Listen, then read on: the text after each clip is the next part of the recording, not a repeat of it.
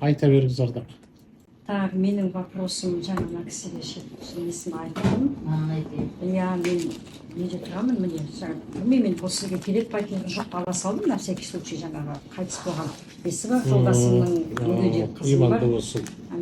Жатақханада тұрамыз, менде соны ойлаған ғой, осы ауылға, қалаға жақын жерде, бір ауылдық жерден болса, өйткені шаршадық қаладан, сөзім шыны керек.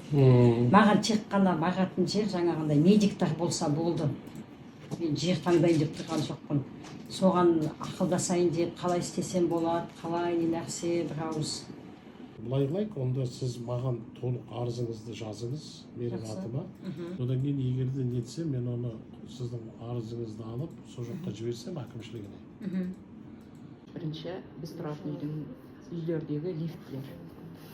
Лифттер бірінші ескі, бәленбай халық тұрады, бәрінде тұрғылықты адамдар тұрады, ешқандай жаңа пәтер жалдаушылар тұрмайды. Сол үйдің лифті бірде істеп, бірде істемей қалады. Екінші мәселе, осы біздің сол жағалауда оқушылар сарайын салу туралы мәселе. Үшінші мәселе, мен 4-ші балам, бұл ерекше бала. Әрбір мектепте, әрбір сыныпта инклюзив топтар болған қалаймын. Бұлар бұдан бастады. Ол дейтінім, үйді шатырдан бастап салумен бірдей. Ойбай Қазақстанда мал бас жетпейді, давай Израиль, Уругвайдан әкелейік, соны нетейік. А ол өз жерден мен сізге айтайын, $2000 өздері пайда көріп отырды. Әр бастан сол заңға өзгеріс кіргізіп, племенной животное второй категории деген шығарды. Второй категория. Жаңағын өтірік қағазын береді де, Қазақстанға ішкі нарыққа келгенде $3000. $2000 әр адам, әр малдың басына 1 миллион мал басы әкелеміз деді, $2 миллиард қалтасына салынсын. $2 миллиард. Мен сол үшін 18 жыл күрескенмін. Один из вопросов про машины, которые продают под ипотеку первоначально 4%. Под кредиты. Под кредит, да. Что-то народу вообще не достается.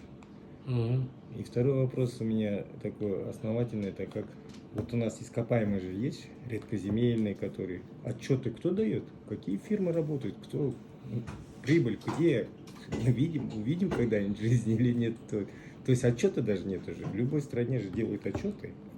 То есть вот страна заработала столько-то, столько-то, столько. Сейчас отчетов нет. Но мне кажется, эта программа пролоббирована. Особенно после кризиса, связанного с коронавирусом, и особенно после кризиса в Украине, взяли, придумали по это и дали $100 миллиардов на это.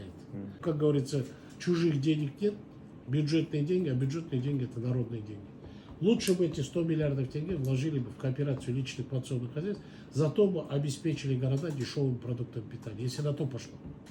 Мой личный подход. Многие проекты, многие наши соглашения, они закрыты, коммерческие. Вот надо добиваться, чтобы они были раскрыты. Куда мы что и деваем. Вот говорят, пришли эти инвесторы, вложили огромные деньги. А я знаю некоторые компании, которые находятся в плюсе здесь, в Казахстане, только по налогам. Допустим, внутри Казахстана платят 10 миллиардов тенге налогов, 15 миллиардов тенге получают возмещение НДС. Еще наваривается. Я про что и говорю. С этим надо разбираться.